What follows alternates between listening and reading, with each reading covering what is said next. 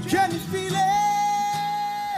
Hello, and welcome to Let's Talk with John Kane and Shawnee Rice. Glad to have you back this week. I know you got tied up a little bit. I made an excuse for you. I wrote you a note. Did you? Thank you. I'm not in trouble with the listeners or the audience. No, you're not in trouble. Although I do have to say, I'm going to have to write another note. My planned guest for today was Roxanne Dunbar-Ortiz. I was really looking forward to this.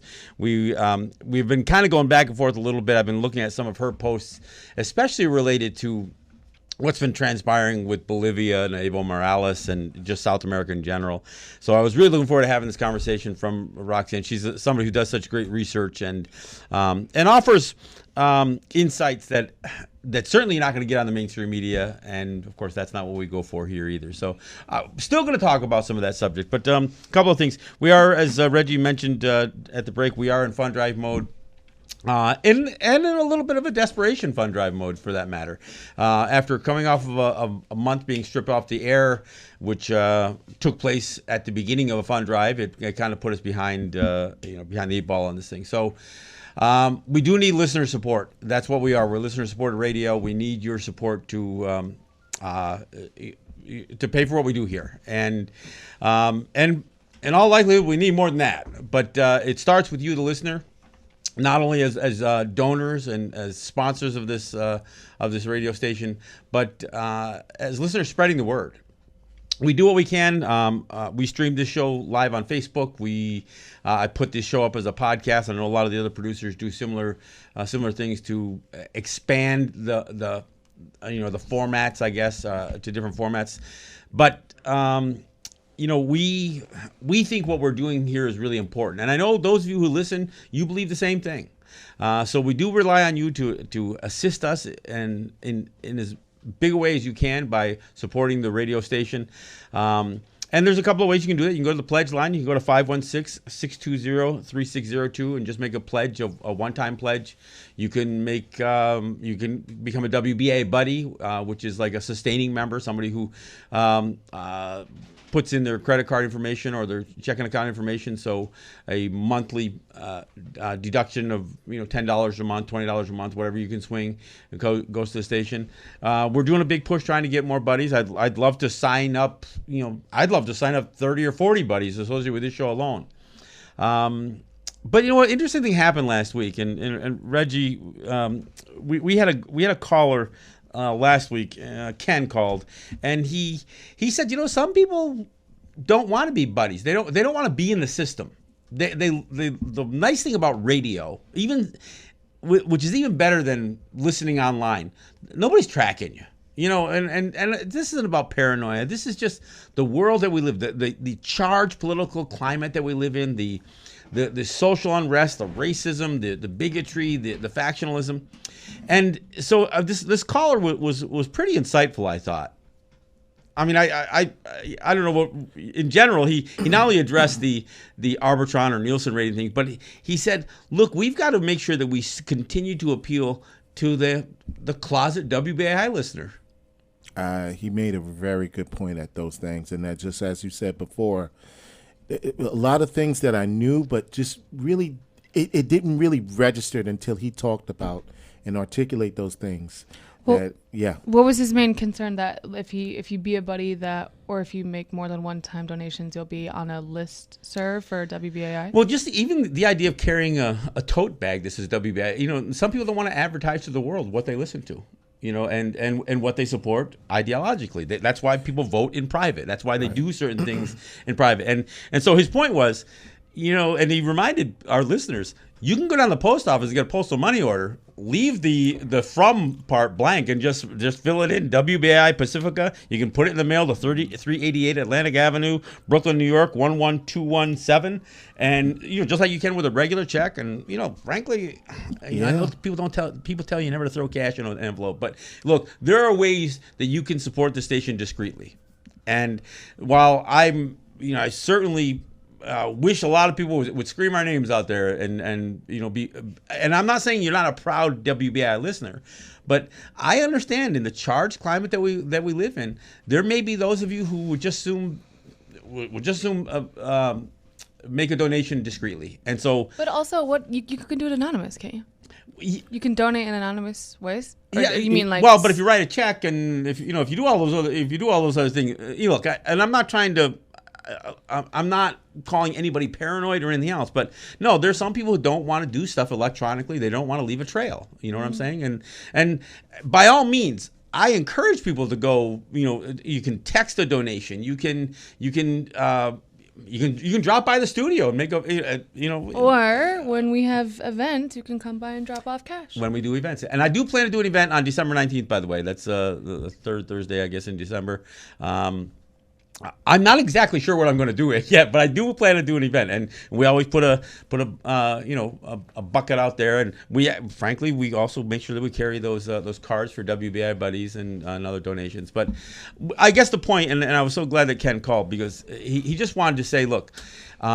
This is important that we reach out to the people who want to proudly proclaim that they're WBAI listeners and those who maybe just want to do it quietly. And there is no shame in discretion. And I'm and I understand that. I think there's some things that people take a while to either want to be out front with or just choose to be discreet about things in general. And like I said, that's why voting booths, you do it in a little bit of a tiny curtained off a little block to do it, so nobody has to see what you do. I get it. I wore this shirt for those who can't see. It's the dismantle patriarchy shirt, just to the pizza spot shop around the block of my house, and this man wanted to argue with me, and I'm like, I have no energy for you. I came to get pizza. I have to go DJ. Like, I'm not entering this conversation. He wanted to go all sorts of like decades and time periods in history. What, this one? Yeah. No. You're good. Or maybe I should. You're good. All right. I've got my warrior wear. I know, that's a nice shirt. I like it. And my indigenous hat from Ricky. So Richie? That's Indigenous 1492. Yeah.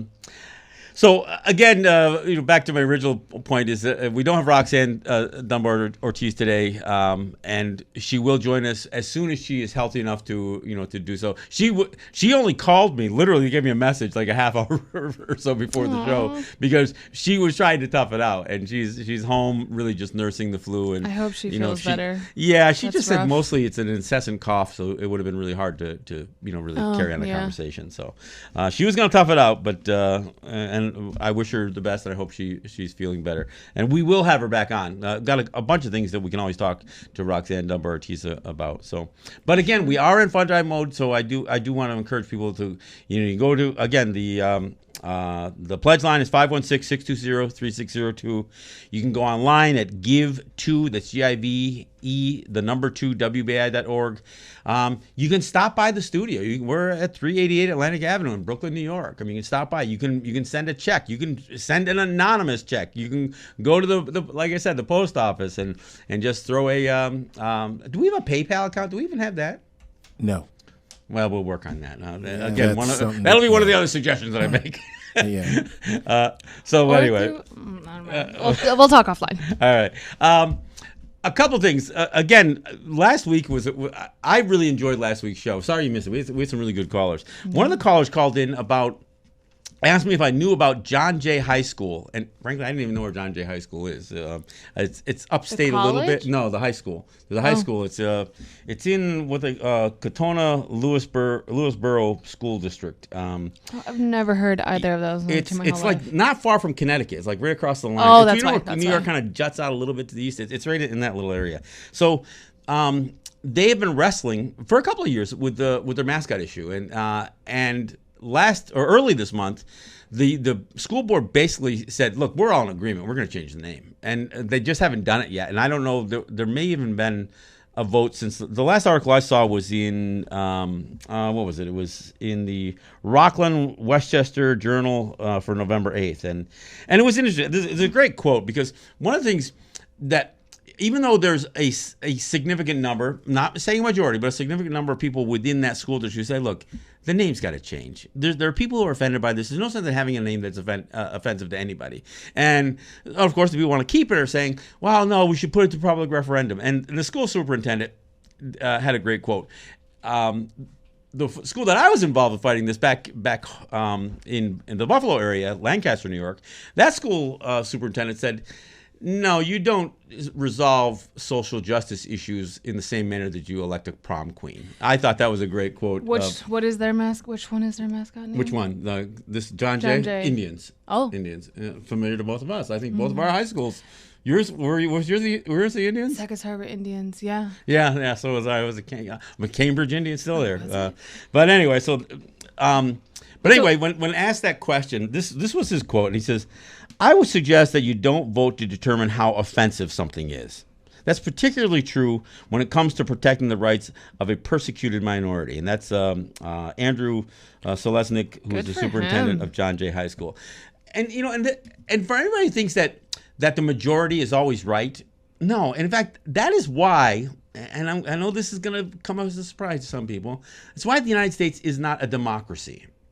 It claims to be sometimes, and it tries to say that they're democratic, but the reality is there are certain things that the Constitution was supposed to protect, although it was really meant to protect just white people. White men, yeah.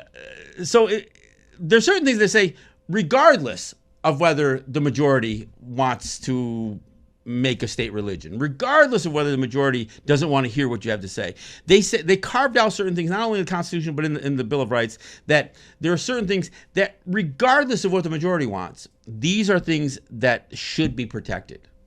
And that's kind of what Andrew Selesnik is saying here. Look, you may have a minority of people who are right, and or they may be persecuted by the majority. That's some of the nature of racism and bigotry and everything else, is that you have a loud, if not majority, sometimes it's a minority, but you have a loud vocal crowd, because that's the other thing about democracies. It's not just majority rule. Sometimes it kind of reduces down to mob rule. Well, that's the whole thing with upstate New York and those pocketed areas in New York in general that aren't in the city, because it may be majority rule, but it's the majority of those folks are white, are wealthy, they have a different experience than the folks that it's impacting.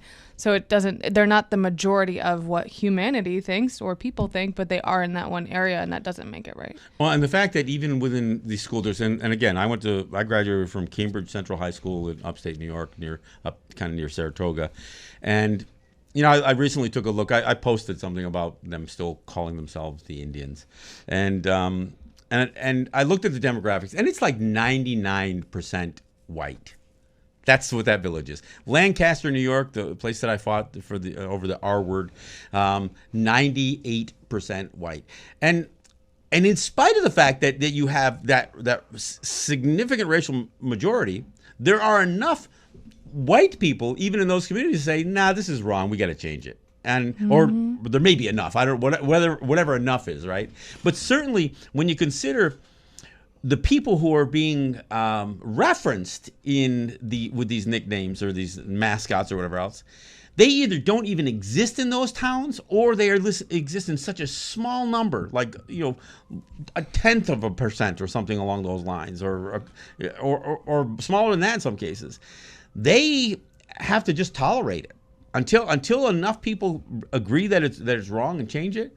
I mean, that's the way it was when I grew up. I mean, I went to a school, and I was essentially my family was the only Native family in a town that called themselves the Cambridge Indians. And same. And so it's just be awkward to be the Cambridge Indian. I mean, and that's the same experience for you, same experience for me, same experience for my roommate. All different generations, all different places in the country. I mean, you and I are in the same place, but you can do the age thing again. I mean, I'm just pointing out. I'm just kidding. No complex. Referencing. No, but you're right. So these things don't change, right? And so they continue to go on and on and on and on. But it's also like you don't matter. You continuously don't matter because you're one person in this pool of white kids. So like. Well, and then the experience that you talk about too is always neat. When a school or an educator has not bothered to do their own research or learn enough history, then they look at you like, well, you're the token Native person, so we're going to let you speak for your entire race. As a child, as a teen, tell me this about your culture, and it's like, I'm not there yet. It's also like they're not there, and they're teens, which is the worst part of your life, and now you have to go educate folks when you're like worrying about bullying and worrying about sports, and like it's just not. that's not a good system. And oftentimes this kind of education can come across as a scolding, and it's a little tough for a 15-year-old to try to make an entire school population, student, faculty, administrators, responsible for something that they seem to be oblivious to. Yeah. And so, again, I want to thank Joan for the call last week, mentioning John Jay High School. I did look it up, and I'm glad to see the quote from the superintendent from John Jay High School. Good for them. If they haven't voted for it already, the all 7 school board members are in unanimous agreement on it.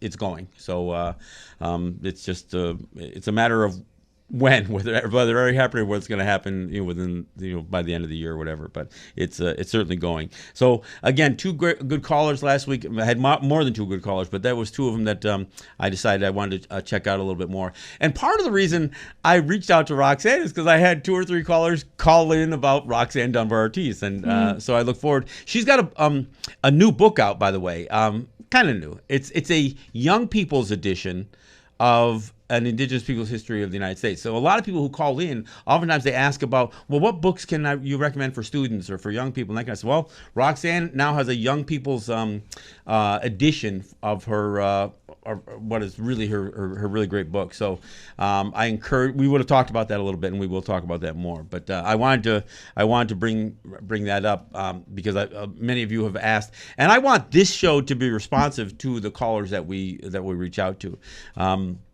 It is, and this, we moving beyond what transpired last month and everything else.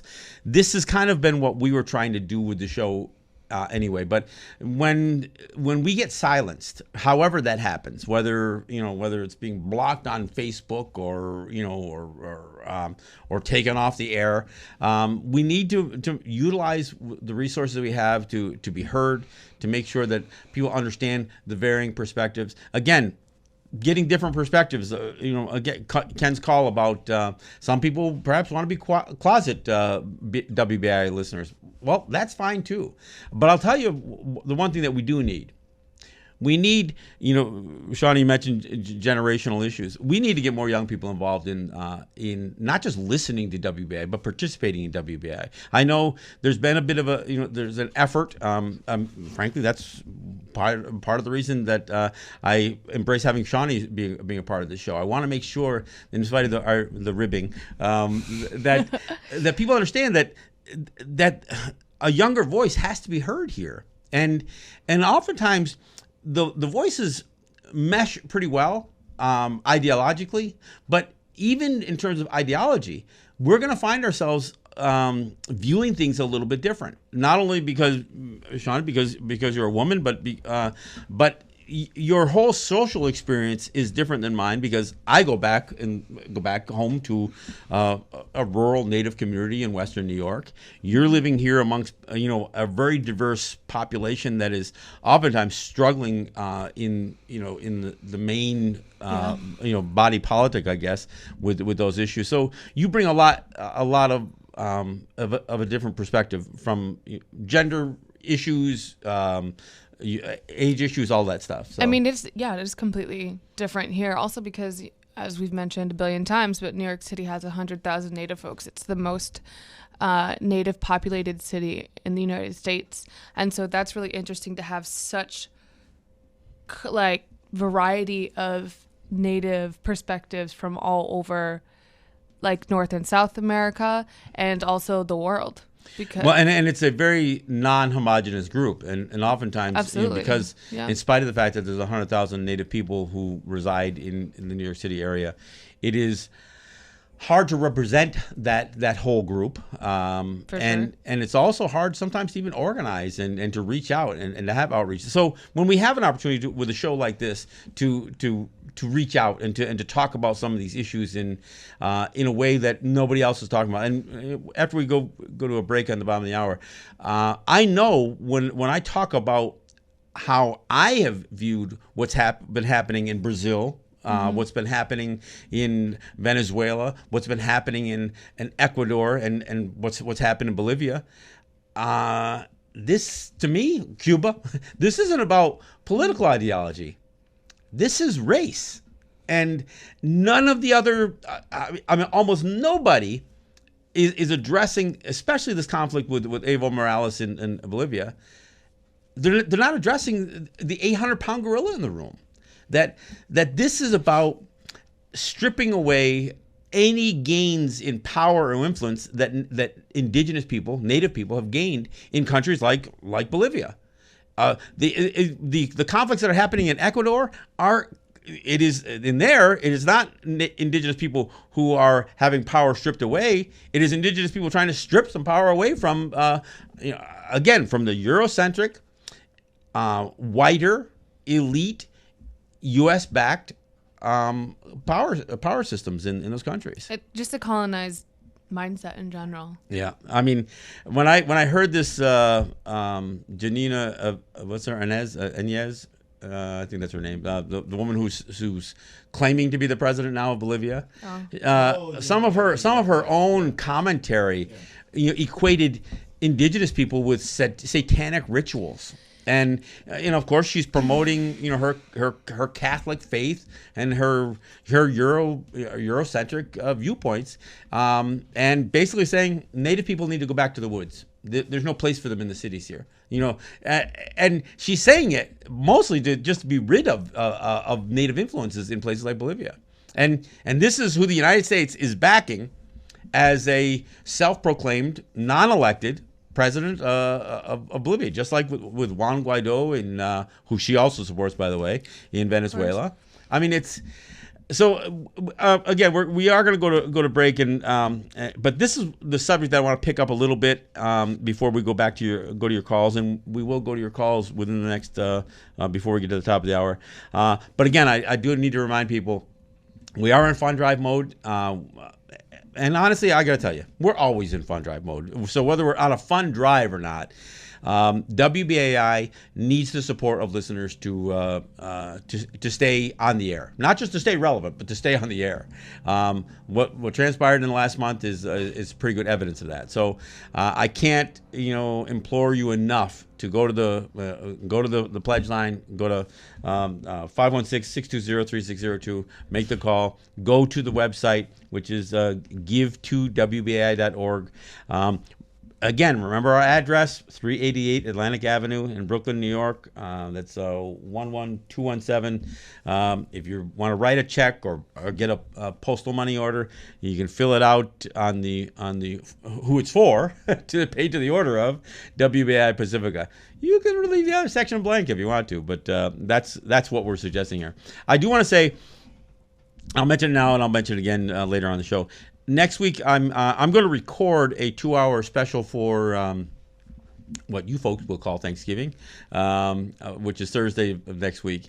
It'll be lighter. Maybe I can put a show out there that'll take away that angry rep that.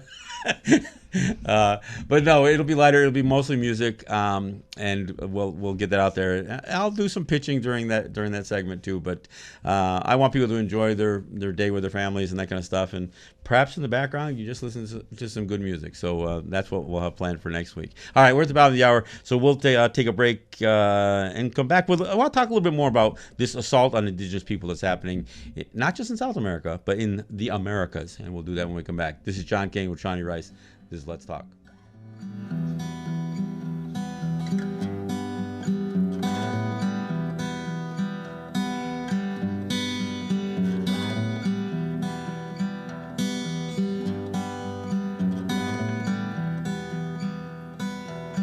Simple song, simple man, a simple thrift store, clothes and a simple thing. He's gonna make it someday. He's gonna make it someday. That was a lifetime ago. A lifetime ago. Lifetime ago. A lifetime ago. A lifetime ago. Lifetime ago. Ain't no thief gonna take my gold. Ain't no priest gonna save my soul. Ain't no thief gonna take my gold. Ain't no priest gonna save my soul. My soul. My poor soul. My soul.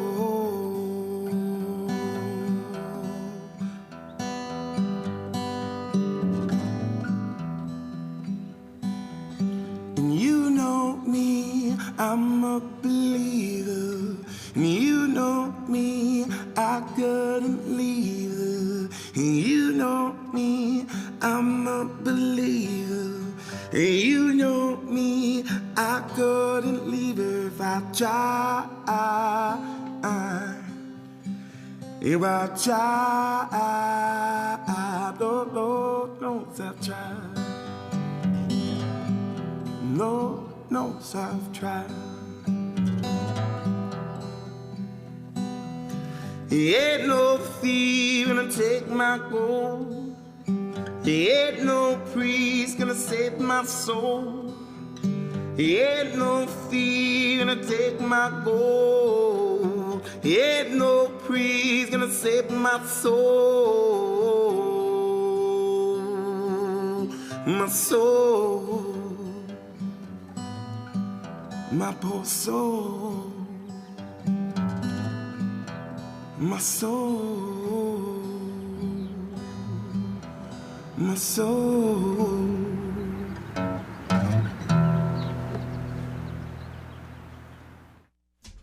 All right, that's going back. That's Logan Stats, by the way. Great musician from Mohawk Territory in Ontario, Six Nations and thereabouts.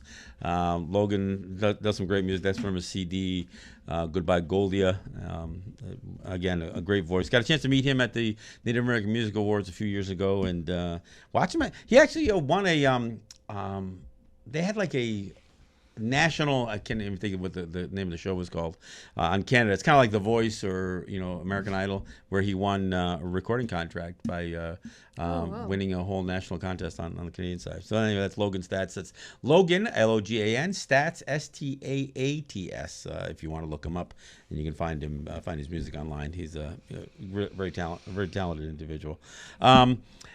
So as I kind of alluded to before we went off on a break here, what's being missed in a lot of these conversations about Bolivia, Venezuela, it's going back to Cuba and all that other stuff, is that it's almost like Cold War remnant stuff. Where people try to make it sound like this is about these evil empires of socialism that the United States has to have, play some role in snuffing out. And of course, when the United States and other European countries back the coups that are against these more indigenous-based socialist movements, it turns into a kind of a contest, where it's being pitched as a battle of ideologies. It's capitalism versus socialism. It's democracy versus dictatorship, and it's none of that stuff. Evo Morales. Let me put this, make one thing clear here. To the extent that people have suggested that there were voting irregularities in the last election in Bolivia, the question was, did Evo Morales win a majority, over 50% of the vote, which would have eliminated the need for a runoff? That was the question. There's no question that he got the most votes. So anybody who thinks that he rigged the elections to win, no, he won the election. And whatever anybody is raising questions about, because even the Organization of American States, when they, they had to be clear. Look, this was not a rigged election where Evo Morales is unlawfully or wrongfully claiming to have won the election. He did win the election. At best, the irregularities that we've talked about could have had a 5% swing, but it may not have either. So anybody who's claiming that Evo Morales cheated in the election to steal an election, that's simply not true, and there's no evidence to suggest that. But of course, not just the right, I gotta be clear, not just the right, but the white are all claiming that it was an illegitimate election. And so much so that enough pressure got applied to the military to force this, to turn this from the social elite, the white wealthy elite of Bolivia and its backers, to put enough pressure, including with the United States, to get a military coup to finally chase him out of the country. He did a great interview where he blasted the hell out of BBC. I don't know if anybody saw any of that, but he basically telling, really shaming the interviewer, to stop calling him a liar and stop being a liar, and went all over it. In fact, I think Roxanne Dunbar Ortiz posted a link to it on Facebook. Look, I have a lot of respect for Evo Morales. I know that elections are messy things, and if you don't believe that, then look at the U.S. election, the one where 2 million more people voted for the candidate who lost in the last election. I mean, look at Florida. Every election cycle, Florida is like its own little basket case. I get a kick. There are a few radio shows that do these things with the use Florida. It says, is it crazy or is it Florida? Oh my God! And it's basically crazy and Florida. So that's it's basically the same thing. But no, I mean, elections are messy. That's why, frankly, these electoral systems are not all that they're cracked up to be. I'm not saying don't vote. I'm not saying that it's the worst system, but it's a messy system, and it is oftentimes, especially as people see technology playing a bigger and bigger role. There's more and more ways to influence not just the voter outcome, but even influence voters beforehand. Look, the other thing that needs to be said is when people talk about democracy, oh yeah, the United States is just this great democracy. The founding fathers of the United States hated the idea of democracy. Yeah, all of them. Washington, Adams, Jefferson. Why? Because they didn't want to put power in the hands of an ignorant electorate. I mean, you can find your quotes that sound like they support, but they flat out said, if you had a true democracy, a nation would be bankrupt in no time, because you'd have the national treasury looted by the majority. And you know what? In this country, it's looted by the minority because they seem to have more control. And that's why you have these tax cuts for the rich and that kind of stuff. But I mean, they were afraid of an electorate, and that's why they limited it to white men. They certainly didn't want women voting, and they even limited it to property owning white men in the beginning. Look, when you read the Constitution, it talks about apportionment, but even those numbers that they use for apportionment of congressional representation in the beginning, the first Constitution. It was only for coming up with numbers, enumeration, and it counted all free persons, excluding Indians, not taxed. So we weren't even in the mix. But it did include people who were had indentured. They were indentured servants for a period of time, and of course 3/5 of a slave. No, they don't even say slave. They say 3/5 of all other persons, meaning those black people. Yeah, that's what they meant. No, I'm sorry, those black men. Because the women weren't even counted as 3/5 of a person. Women didn't count as a person. Well, I can't even say that. They may have counted as a person for enumeration of congressional representation. That's a good question. I'll have to look that one up. Maybe a caller will be able to help me out with that one. But because anytime you read the Constitution, you realize that they're almost always talking about men. They never mention women specifically. So there's a part of me that suggests, they weren't counting women even for enumeration. I'm not sure about that. I think they did count it for, but as you said before, they couldn't vote, but they couldn't vote. Counted for right. And that enumeration was both for congressional representation, so congressmen or persons, men, and they were men, and for direct taxation.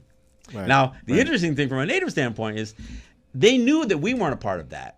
We're mentioned twice in Article 1 of the U.S. Constitution, by the way. Once in this enumeration clause, this apportionment clause, where when they're counting all the people who could be counted up for direct taxes and for congressional representation, they said excluding Indians. not taxed. Excluding Indians, not taxed. Now, the other place that were mentioned in Article 1 has to do with the power of Congress, and this is called the Commerce Clause. It says, the Congress shall have the power to regulate commerce in and among several states with foreign nations and with Indian tribes. With Indian tribes, not of Indian tribes. So we were really likened to a foreign nation in all aspects of the Constitution, except for the fact that we were living amongst or on the same lands that people who were being counted for apportionment of taxes and representation. I just wanted to throw that out there. But again, it's got to be clear that the United States was not a democracy. It was always regarded as a republic. You know, to the republic for which it stands. Yeah, it was a republic, which means that there were certain guarantees, constitutional guarantees. That's what a republic is. A republic means that you assert that there are certain liberties that can't be touched, that are constitutionally safe, right? That they're prescribed in a formal, organic, promulgated document. And to the extent that you allow people to participate, the Greek definition of democracy, if you break it down to the word, democracy, it just means people rule.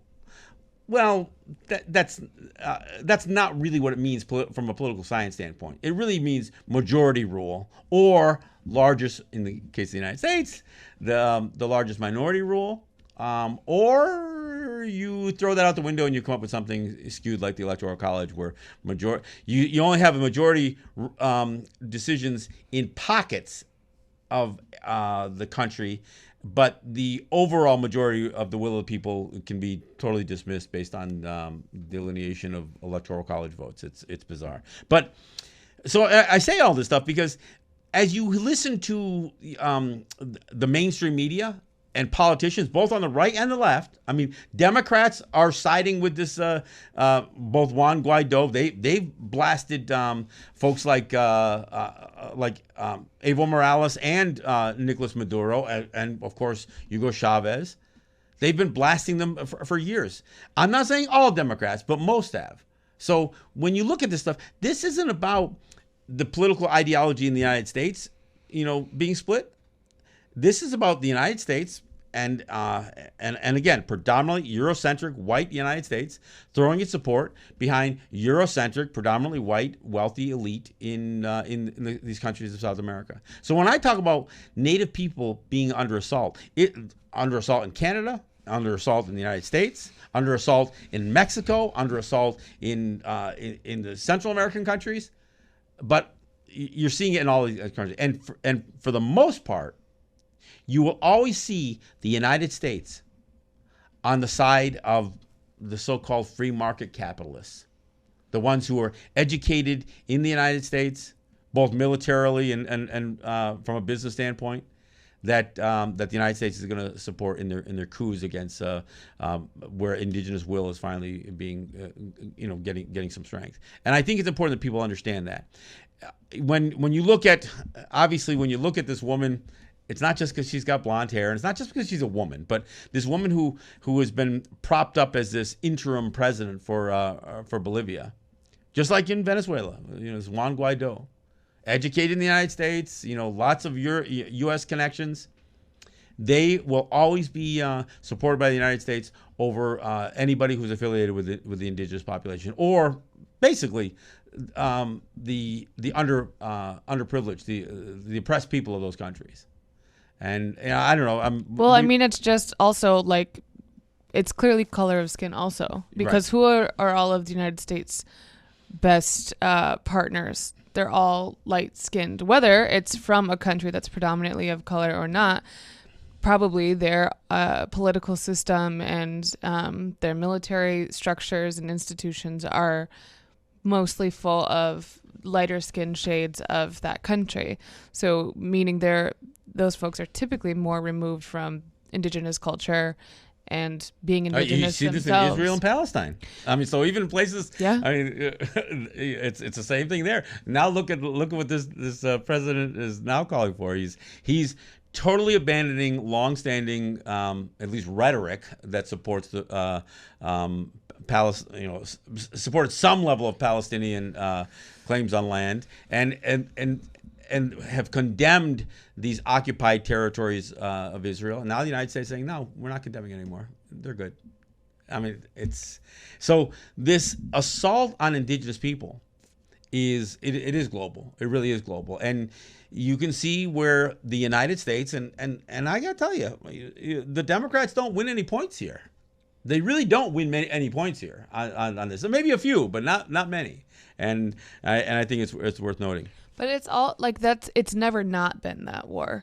Like if you look at any country and you look at its origin of their people, Australia, New Zealand, the Americas, Canada's, India, Pakistan, right, Africa, through all different ethnicities, all of the people of color are mostly the darker shades are lower on the economic scale. They're lower on educational levels. They're least prioritized because morals are drastically different. And when people suggest that people of color simply don't have the skill sets to manage a country or a country's resources, that is not just BS. It is. It supports the fact that there's always an undermining of indigenous people, I remember when Malcolm X was being, I'm sorry, it was Farrakhan who was interviewed about Nigeria and the corruption by Wallace there, Mike Wallace, right. And he said, You're going to suggest that the corruption in Nigeria is just a product of Nigeria? I mean, and I think Farrakhan blasted Mike Wallace pretty good on that interview. But a lot of the dissension that exists, even as indigenous people do become empowered, is still being fed, covertly oftentimes, and sometimes not so covertly, sometimes pretty wide open. Look, the collapse of the economy in Venezuela, it wasn't because of socialism. It was driven by the people who had power and money to drive a hole into that economy. Well, that's the thing also is like who one is creating the narrative that people of color can't run their own countries because white people. Right, exactly.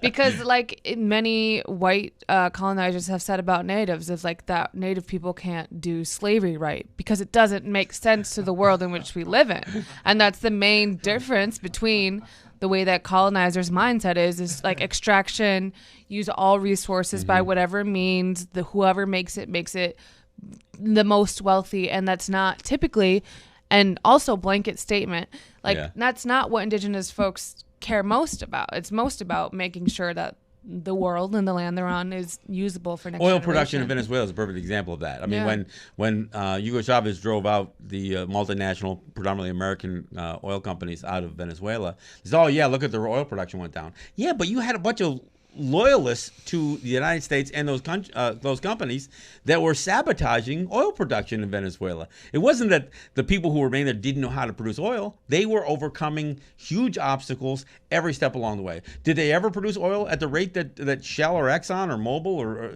no? But you know what? Those people raped the land. They don't care. So whether you're talking about the environmental degradation of some places like tar sands oil, they also had all these settling ponds that were all over the place in Venezuela that were not being taken. But that's even the concept of oil and why oil is necessary and why it is extracted as it is. That was an idea that was introduced and brought to indigenous communities. That doesn't necessarily mean that indigenous people would have used oil by themselves. Even if they did seek out oil themselves for their own communities, it would have been entirely more balanced. A different scale. It would have been a different, whole different story. Absolutely. All right. Hey, we'll go ahead and start opening up the phone lines anyway. The number to call is 212-209-2877. If you want to call and be a part of the show, again, 212-209-2877. That's the number to call to join Shawnee and I here on Let's Talk with John Kane and Shawnee Rice.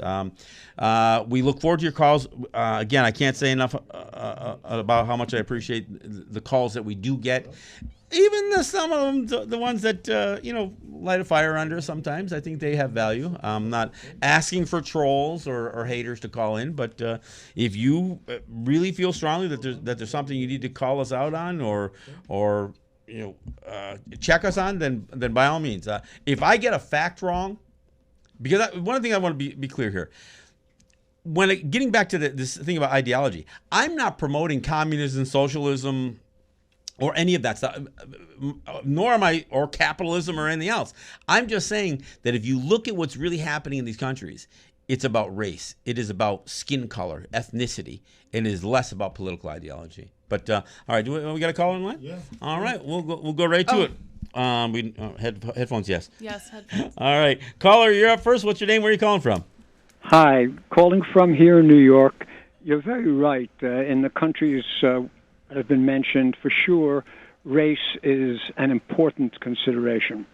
But it's not the only consideration, and particularly in reference to Bolivia right now, the dominant factor is, as usual, what the corporations that want to either move in or continue doing what they're doing, their assurance that they can take what they want to take with minimal interference. And in the case of Bolivia, it happens to be the world's largest known lithium deposits. Literally half of what's known in the whole world is already in place in Bolivia. And lithium is critical to electric vehicles, as you know, to the kind of batteries you need to make that kind of mass transference from fossil fuels possible. Let me tell you this piece of news, which you and listeners might not know. Evo Morales, without question, is the man supported by the people of Bolivia, which is overwhelmingly indigenous. Mm-hmm. Big majority of the population is indigenous. Evo Morales himself is from the indigenous population. He received 47% of the vote on October 20th. Nobody can quarrel with that. The next closest candidate was down around 32%.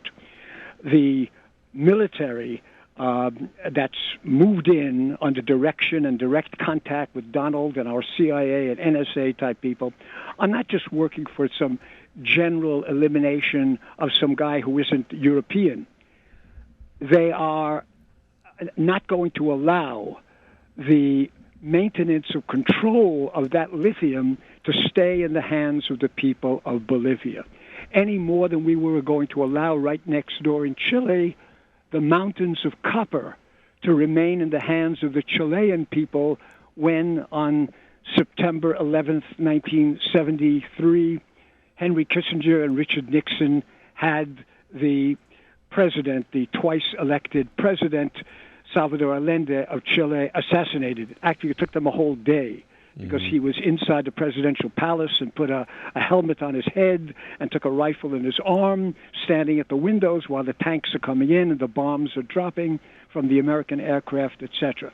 But in the case of Bolivia right now, the verification of this fear that the privatizers have in mind is that the day after, 24 hours after this woman stands up and says, I am now the president of Bolivia, and this is a woman who's just an assistant to an assistant in the Senate of Bolivia, not in control in any way. In fact, when she makes that statement, the Senate isn't even in session. There's no quorum around her. Right. And I may say that Senate got back into session and declared, we're not accepting the forced statement of resignation from Evo Morales before he got on the plane that was sent down to him from Mexico.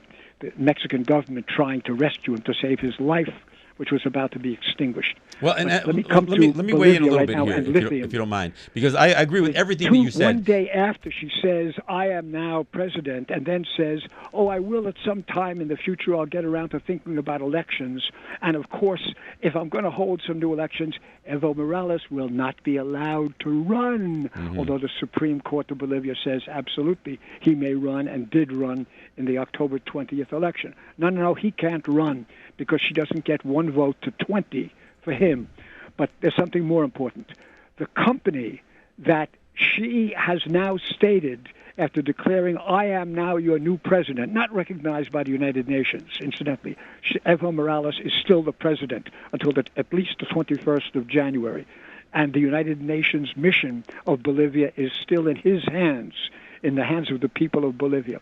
But the company that is about to become the beneficiary of all that lithium, not the people of Libya, the way those mountains of copper were turned over to Kennecott and Anaconda when the United States assassinated Allende in Chile in 73. Right now, the company is a German company. And here is something you can verify with your own eyes and ears. There's excellent news reporting by the German World News Organization called Deutsche Welle, DW, David William. You'll hear it any night you want to for free on CUNY Television, the City University, CUNY channel, UHF channel 25-03, 2503, from 5:30 to 6 o'clock every evening. Excellent international reporting, far superior to the BBC. Right. But they are not reporting anything, that Deutsche Welle newscast in the last week, as to what's going on in Bolivia, because their German company is about to have recognized that no, that lithium no longer belongs to the Bolivian people, as Evo Morales says, it now belongs to us, and Donald the demagogue is going to guarantee that. Well, and I want to get a chance to weigh in here. You obviously had a lot to offer, and I appreciate that. It should be noted that that the strong statements that about that the lithium resources came from Evo Morales. It's right all within the same time frame, so there's no question that lithium seems to be one of the driving issues here. But the one thing I do want to say is, although I agree with you that it's not just about indigenous people, it's about corporations. I think what has to be acknowledged is where the corporations lie, though. They lie with the again, the whiter Eurocentric, wealthier people of these countries. So it and the people who are more committed to protecting land are inherently the indigenous peoples, and you can see that almost in any place on the planet. So, as much as we can paint the picture about these evil corporations, they aren't people, but they're made up of people, and they're made up of the very people who are demonizing indigenous people. I mean, you can go right back. I mean, I sometimes make a joke about the Wonderful Wizard of Oz. L. Frank Baum, the writer of the Wonderful Wizard of Oz, really painted the wilderness as evil. Those flying monkeys that in the story, they represent the indigenous people, because that's the way everything was about. The scarecrow represented the ignorant farmer. The Tin Man represented industry and that kind of stuff. But you could see how it's always been characterized that the indigenous people were somehow satanic and evil, and had to be subdued by by the heroes, right? And that's what's really still playing out here. I mean, here's the thing also, is that when we're talking about companies as just being money, their money, what that message is that money and whatever is in their way is less important than their capital. So all of the places where Native folks happen to live has elements of their land that can be extracted. Exploited, so yeah. if there was oil in the middle under Manhattan, or lithium or whatever, it wouldn't be so easy to just go and get that.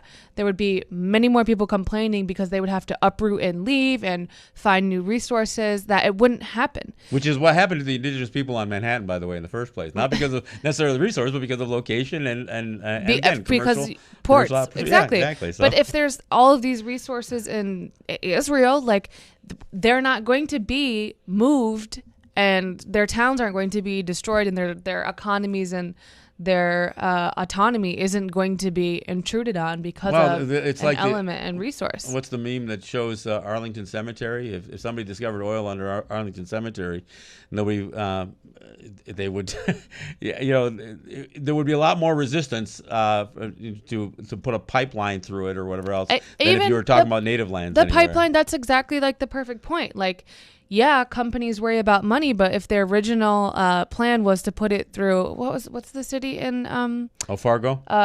Was it Fargo? No, through South Dakota, where they were originally going to put it was a city that was full of white folks who were middle to high class, and they voted no. And what happened was they put the pipeline, rerouted it down closer to Standing Rock in a quote unquote throwaway zone, which happens to be full of Native people. So yeah, of course, like money is their number one factor, but money is their number one factor at the expense of all Black and brown people. Well, and again, who aren't as who economically represents the sacrifice zones for this money, and that's really what it comes down to. And it's just, the reality is it's an easier battle, because if you're going to put it through a white territory, you're going to have more lawyers. You're going to have a harder struggle because white communities in this instance have more time. They have more resources. And they you'll have to more pay money. them more.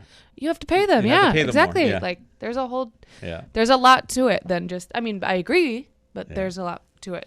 But again, I appreciate the call. You provided a lot of great information, and you did expand that narrative a lot farther than I had, and so I appreciate that. I really do. All right, we're at the top of the hour, so we'll take a break. Go out another Logan Stats tune, and we'll come back to more of your calls. The number to call is 212-209-2877. That's the number to be a part of this program. This is John Kane with Johnny Rice, and this is Let's Talk.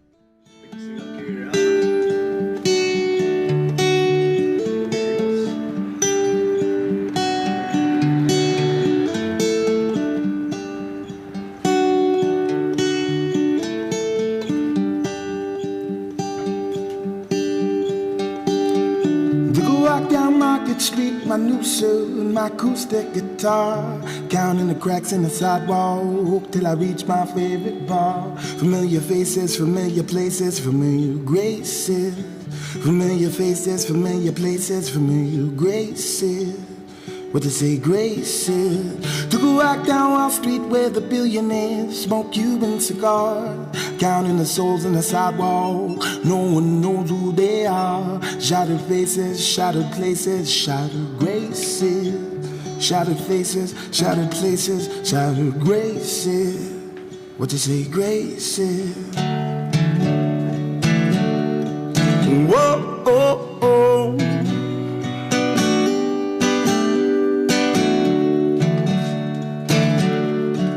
Whoa, oh, oh.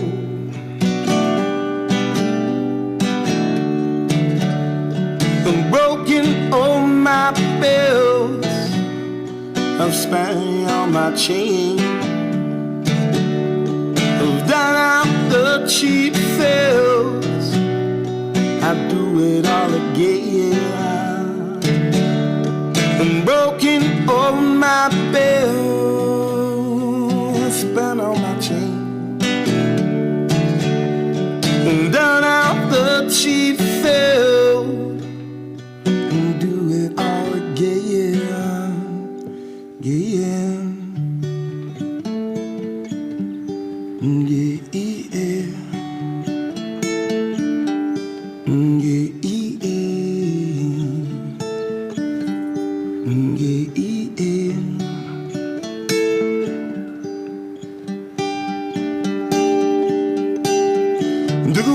Market Street with my new suit, my acoustic guitar. All right, there you go. You got Logan Stats singing about New York. There you go.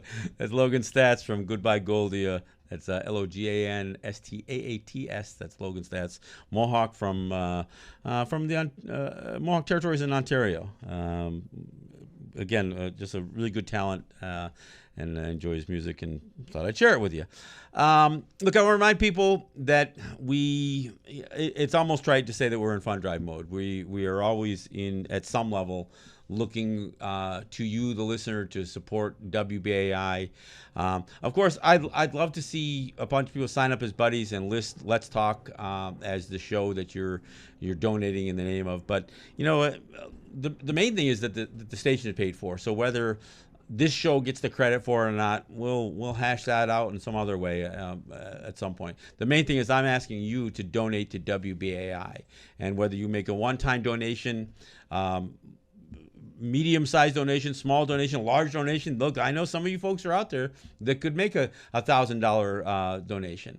And I know there's a bunch of you out there who could become a WBAI buddy and do not just $10 a month, but $20 or $50 or $100 a month. Love to get a bunch of you signed up. I will be offering some gifts.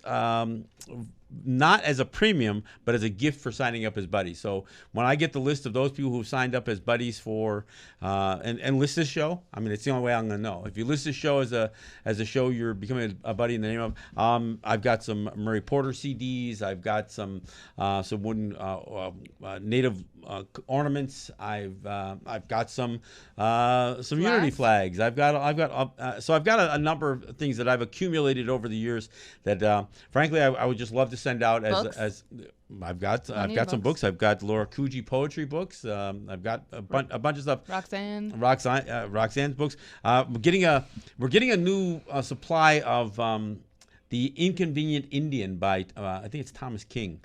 A great again a really good book. I think hopefully I got that name right, but it's called The Inconvenient Indian, and that's a really good book. So I'll have some of those to give away as well, but I'm not pitching them as premiums. So I'm just going to be offering these as gifts for people who sign up as buddies. So go to the pledge line. It's 516-620-3602, or go online to give2wbai.org.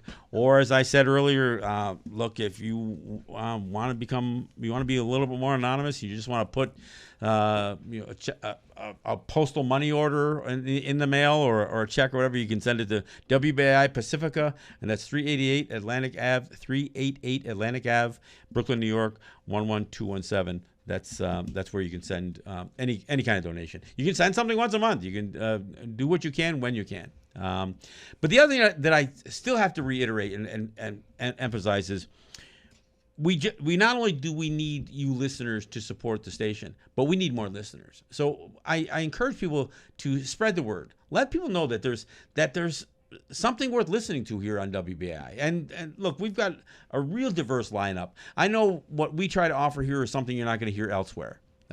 Part of what we also try to do is open up phone lines, so you're not just hearing our talking heads. You're going to hear people that you live next to, your neighbors, or you can hear yourself. So again, the number to call in to be a part of this show is 212-209-2877. That's 212-209-2877. And you know what?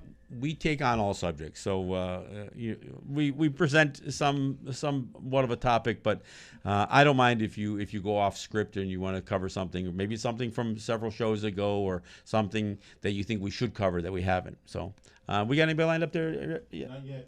Okay. 212-209-2877. That's the number to call to be a part of this show. To give us your thoughts. Let us know what your feelings are about, again, this toxic political climate. Where do we line up?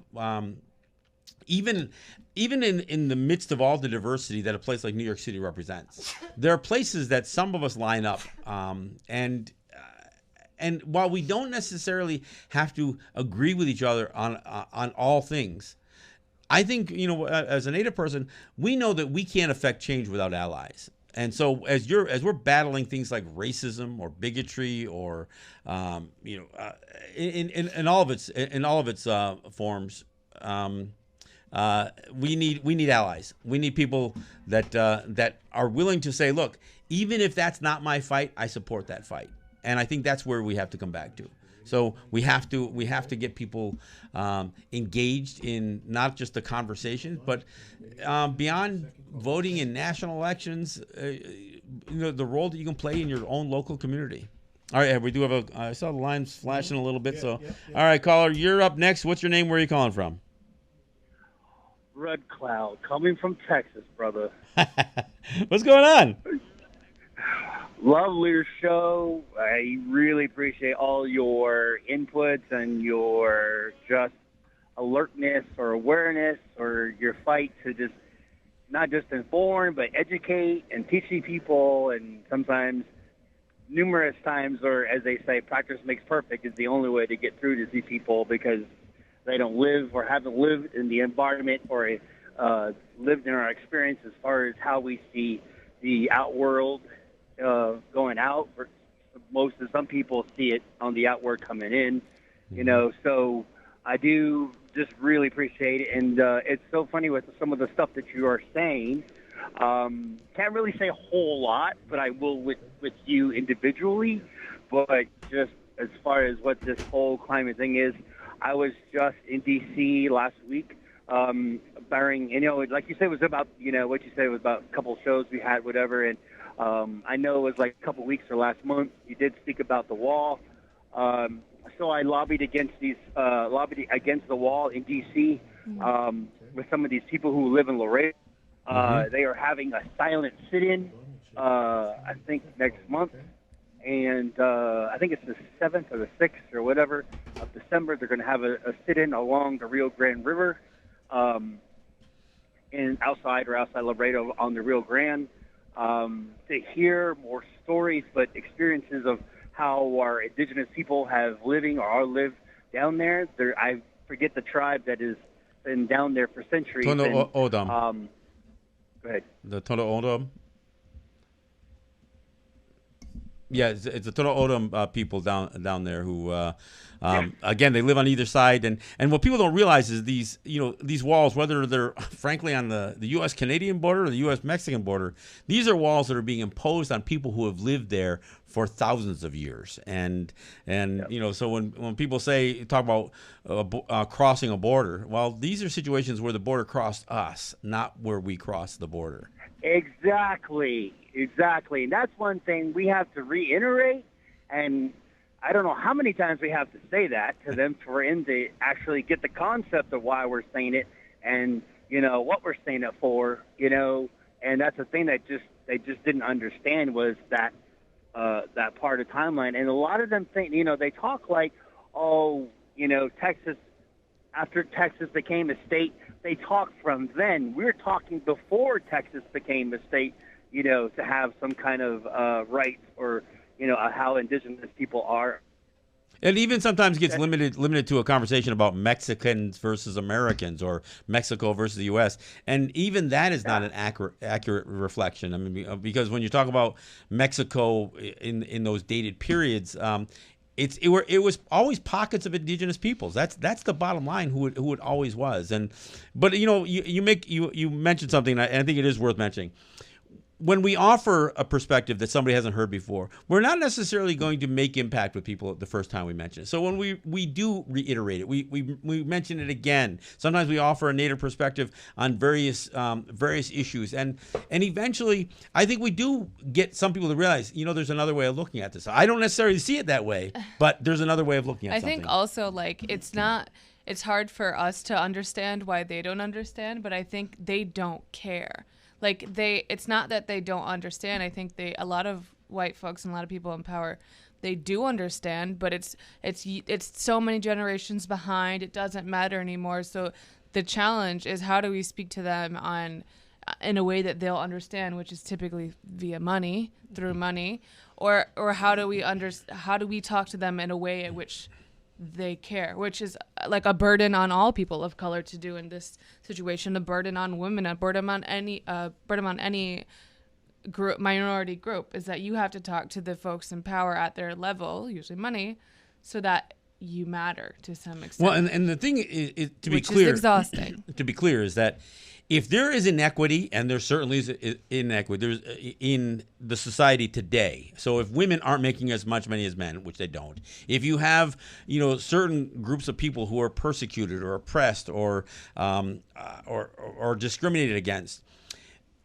you can't just say, well, get over the past and let's deal with it now. That's why that still exists. The fact that women weren't even mentioned in the U.S. Constitution, the fact that, you know, when they were talking about religious freedom in the Constitution, they were talking about they were not talking about religious freedom. They were talking about various forms of Christianity is what they were talking about. They weren't talking about Judaism or Islam or any beliefs that were outside of this Christian framework. So that's exactly everything was always framed. What we've been talking about the race issue too, is because you don't tell Jewish folks and their lineages about the Holocaust to forget the Holocaust.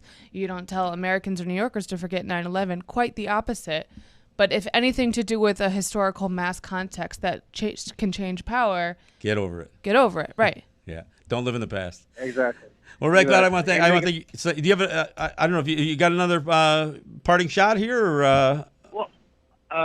Yeah, I do, and like I said, I can't say anything too much about it right now, but I will to you individually. All right, we'll stay in touch. Point, whatever. But really, really loved your show. Awesome, dude. Keep fighting. Just letting you know. So, all right. Like I said, we'll call them. We'll call each other and catch up soon. Okay, all bro? right, sounds good. All right. Oh, that's good. Get a call from Texas. That's interesting. All right. Well, I'll go to another caller. Caller, you're up next. What's your name? Where are you calling from? Hey, Jim from Williamsburg, Brooklyn. Hey, Jim. Hello. Yeah, I want to mention an interesting side point before I get to my main point. I became an Orthodox Jew when I was 24 years old, way back around 71. I was living in New Orleans, Louisiana. And I started going to an Orthodox synagogue there, and the person who took me under his wing and taught me the basics of religious Judaism was a righteous convert to Judaism who had originally been an indigenous Mexican. His name was Louis Ojeda. I have lost contact with him, but he was well respected in the synagogue, and he was given many highly respected call-ups to the Torah. Mm-hmm. That's just an interesting side point. Yeah, everybody assumes that all Mexicans are Catholics, and of course that's not necessarily true. And it's not true of any. Yeah. You can't say that. Yeah. And along that point, you brought up something that reminded me of something. I read a book by a professor who is now passed away from University of Miami, named Lieb, and the name of the book is The Jews of New Spain. And New Spain refers to Mexico. And it is very interesting that the Inquisition actually followed into Mexico, and some Jews were actually burnt at the stake in Mexico City. But the point is that those Jews who were persecuted it was by the European Catholic Church. It was not the indigenous people. The indigenous people, by and large, many of them did convert, but they were not persecuting the Jewish people. And coincidentally with that, have you heard of crypto Jews? You've heard of course, of Azteclan, the original Spanish territories that went up as far as Colorado and California. Right. I'm sure you're aware of that. Mm-hmm. Right, Azteclan. Now, there are many people in the United States, like New Mexico and Arizona, who are crypto Jews. They hid their religion from the Spanish inquisitors, and to this day, many of them actually hold on to certain customs that they don't even realize why they're doing them. For example, you could just look up crypto Judaism on Wikipedia, but you have find many links. There was a girl who was a freshman at the University of Colorado a number of years ago. On Friday night, she went into the closet and lit 2 candles. And her roommates, of course, became scared, upset. They said, "What are you doing? You're going to set the place, on fire, probably or possibly." She said, "I don't even know why I'm doing this, but my family has been lighting candles in a secret spot for generations. I don't even know why I'm doing it." Okay, those are some of the points I wanted to make, but there's another point I want to make. Go ahead. Are you still there? Yep. Another point. We find, well, first of all, Mexico right now has one of the highest murder rates in the world. They say 100,000 in the past few years. And well, all these things about the 43 students are just the tip of the iceberg. They find mass graves with people that have their hearts cut out and their dismembered bodies and dissolved bodies in 55-gallon oil drums. And so there is a problem there. I don't know how it can be solved, but people are afraid to go there now. And I don't know what to say. It's a very difficult. It's more. They say it's worse than Al Qaeda. It's worse than the things that happened there by number and by gruesomeness. It's worse than Al Qaeda. What can be done about that? Well, part of with when you look at you just don't have to be Chris Hedges to make the direct connection to a lot of the violence in the world to religions, and it's unfortunate. I mean, when you talk about the Spanish Inquisition, you think about what Hitler was responsible for. It wasn't just Jews. It was the other religions of Abraham. It was the gypsies. It was the Muslims. He was again, following some of that same line as the Inquisitors in much the same way. So it's the history has a tendency to repeat itself, and oftentimes with technology, people become better and more efficient at being cruel, and that's a terrible it's a terrible hallmark of man. But I would also be mindful of who gets to tell these stories about which countries. Like if all the things you were saying about Mexico, which I'm not saying you're wrong, but I would ask the folks of Mexico, the indigenous folks of Mexico, what their perspective is because I bet that it's not the same as what the rest of the world is. For example, like with how we think of Brazil, when I went to Brazil by myself, every adult in my life told me that this was the stupidest decision I was making. It was dangerous. And I went to Brazil. I stayed in Favela. I didn't think it was stupid. Except John Kane. Except John Kane.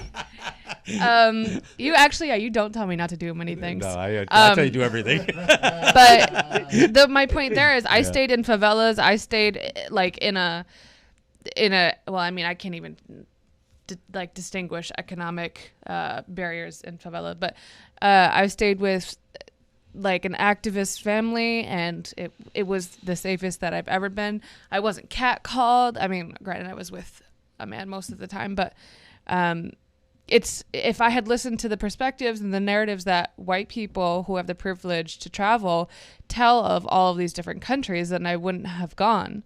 But when you know indigenous folks and you know people of that land and you can hear their perspective, it's largely very different from what Americans tend to say, Europeans tend to say, because perspectives and understandings in relationship to land and world is completely different. Yeah. Again, not saying he's wrong, but... Yeah. Can I say something about the indigenous people who were originally in Kings County of Brooklyn and New York? Sure, go ahead. Mm-hmm. There were originally two major tribes, the Canarsies and the Rockaways. Now, these two tribes have basically faded. Either they were moved out, they went to Oklahoma or wherever, and we really can't... But as recently as about 100 years ago, in the early 1900s, there were Canarsies that could be found in Brooklyn. By the way, we have Rockaway, New York, Far Rockaway. There's also a Rockaway, New Jersey. You know how that happened? No. The Rockaway tribe was originally in that part of Long Island where Far Rockaway is now, and they got moved out by the settlers. And they went over to New Jersey, which became Rockaway, New Jersey. Okay. And from there, I don't know. Well, I want to. You used the word. You said they faded out, and that is a euphemism for meaning that they were killed. I mean, at the end of the day, I mean, when people talk about moving or removing or placing people, there's usually death associated with those movements. And so whether you're talking about the Trails of Tears or whether you're talking about any of these forced mass migrations, I know they've used words like depopulation, which is and so I think I'm always a little bit hesitant when I hear people talk about where people went, because if there are no longer Canarsies to represent themselves or Rockaways or any distinguishable native group, it's because they were eliminated. So, but I think that they're like the Lenape people, the original people of Manhattan. They're still here. They still come. They still do opening ceremonies. They still open a lot of big forums that we have. Like, it's just because folks don't know about them doesn't mean they don't exist. And there's also this question of whether they are recognized or not. So it's that's what I'm saying. Other people get to decide whether people still exist or not, which is again another huge problem, because if you're going to say the people we don't know, they no longer exist. Well, somebody else is making that determination oftentimes. And exactly, because a lot of people don't realize, one, the nation that the land they're occupying. So, example for here, it's the Lenape. So many people are surprised that Lenape folks still exist here in New York City, which is I give them a little more credit because New York City is a bit more transient. You know, many folks aren't from this land who are occupying this land. But even upstate, even teachers upstate don't even know that Mohawks still exist, and Mohawks still have our own language and speak our own language and still have ceremonies and stuff and even powwows that are open to the public that happen in their backyards, and they have no idea what the streets and the street signs and the cities are named after, where they would come from. Like it's kind of your job to not use you hear all these words and people have no idea where they even come from, and then and again, I think it's important that people realize that many of us still exist. They just don't, we're just unrecognized. There's a book called New York Indians, and I know. Do you remember the author of the book? He's native from the city. You can pull it up, but that's also a book that kind of lays out a lot of the geography and the demographics of who the native people in the New York City area was, and it's a book that I think we carry here at offered here at WBAI. I mean, before. and like, not that we haven't said a billion times, but like, there's no. You can't racially identify indigenous people all the time because we're not what your idea of the native folks in movies and Hollywood movies look like, and we don't go around with signs or our nation's flag on us. And because of colonization, a lot of folks are mixed, and a lot of folks I look mostly white. I mean, I am a lot of white for my parents, but like, you won't know, you can't tell, and unless you're a part of the community, you won't be able to pick up on. Well, and that's is it with Pritchard? I think it's called Native New Yorker. I think. Yeah, or something like that. Yeah, but anyway, the book that I mentioned earlier, this Inconvenient Indian, he talks about the fact that what people look at as a real Indian are the dead ones. The ones who will we either have to dress up in such a way that people can connect us to Native people of the past, in order to be real to people. I mean, and again, Hollywood has done that. And whether we still use a certain type of clothing for ceremonies or whatever else, that's for us. It isn't necessarily just so somebody can recognize who we are as individuals. I mean, this could be its own show, but that's so ingrained even within our own community of who's native enough, who's not native enough, who can speak their language if you can't, who's not, who has native features, who doesn't. Like, that's a very deep drama that has been invented. Evan Pritchard. Evan Pritchard is Evan Pritchard. Yeah, that's right. And I've had him on my show. Native New Yorkers. Native New Yorkers. There you go. And Native New Yorkers by Evan Pritchard. Look, we're going to try to get one more call before we take a break at the bottom of the hour. So let's go. Caller, you're up next. What's your name? Where are you calling from? Hello. Caller, you there? Hello? Yeah, go ahead. Speak up. So I think a big problem with like you getting people like viewers and listeners is that it's all boomers. You got everyone on the channel is a baby boomer. Every time someone calls in, it's someone that's either 50-something years old, 60-something year old.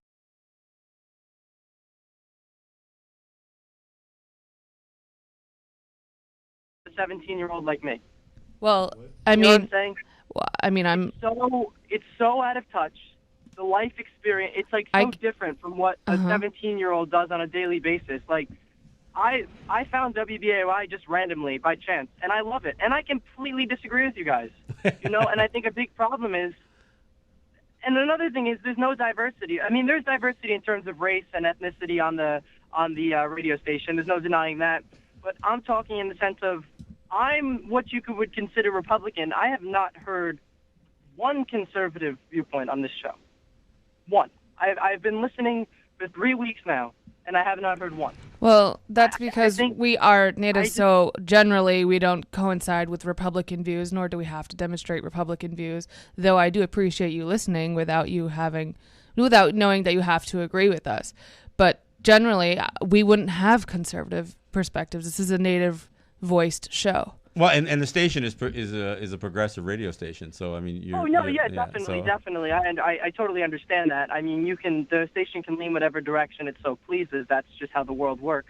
Mm-hmm. But I think once in a while, say maybe get that guest on the show that might spice things up a little bit, because what I've seen is it's sort of just conversations with people who agree. You know what I'm saying? If you would make it like a little, like if you make there has to be like clashing. Not Well, in a that's bad what way, you but are, that's- Sunshine. You're Thank you it. for calling in to be on the show.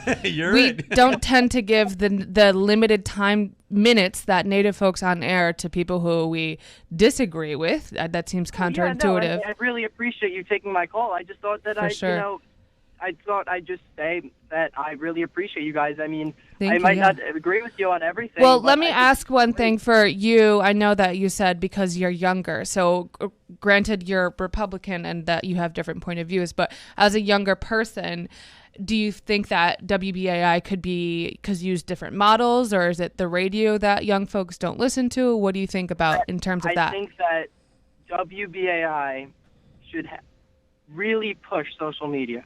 Yeah. And that might sound like everything today. No, I But agree. Yeah. You should put ads on Instagram. You should put ads on Facebook. Like, come listen to WBAI at this. Go listen to this show at 6 o'clock. Because that's the only way the radio station will survive. Mm-hmm. Yeah, I agree with you on that. Yep. That's the only way. It's the only way that it could be done because young people don't listen to the radio anymore. Did you find us accidentally because you were just scrolling through the radio channels, or did you see us online? No. I came into my car one day. I got a new car, and 99.5 was on. Oh, okay. And I just started listening. Well, we are on Facebook. This show in particular. Not only does WBAI have a Facebook page, but I have a Facebook page associated with this show, which is Let's Talk with John Instagram Kane. and Twitter is also kind of where we're Instagram. going. I'm starting there, and Twitter. I try to put at least Twitter notifications on, but we're there. And the website streams at WBAI.org as well. Well, too, I mean, so. if he's talking about 17-years, I know.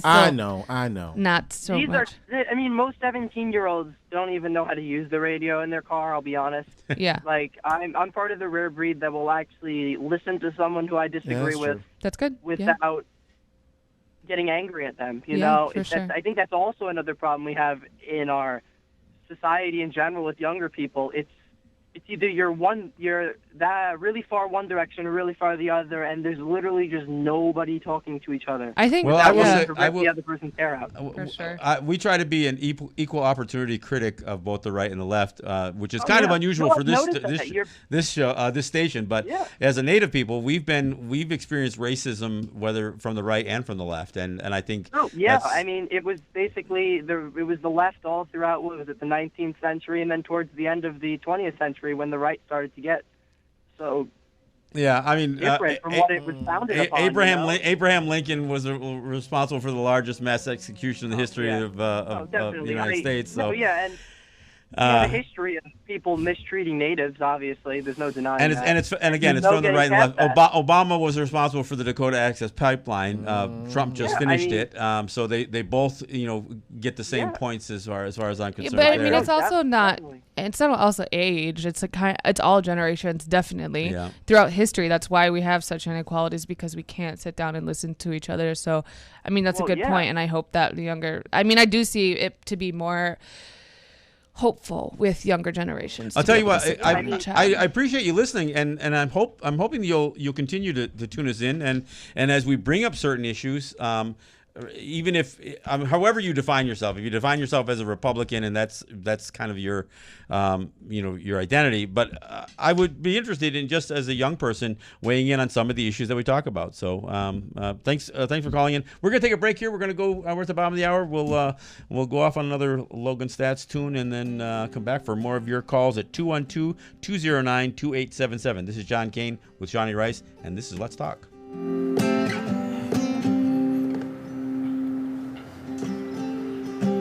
And she works down in that coffee shop, the busiest street of a murder town. And she knows just what she wants, with a smile with the now long days got her down. If the bright lights stop blinding me, looks like we're in for a ride, yeah. And you can always confide in me, and darling, just hold on tight, yeah.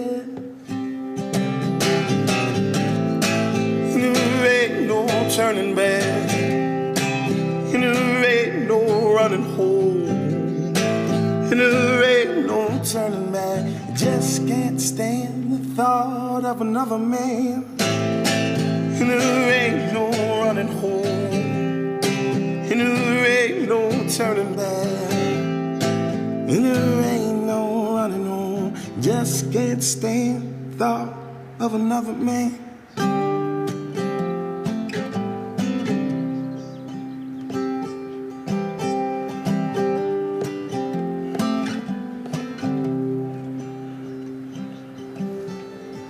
The curtains close, the dust is settled down.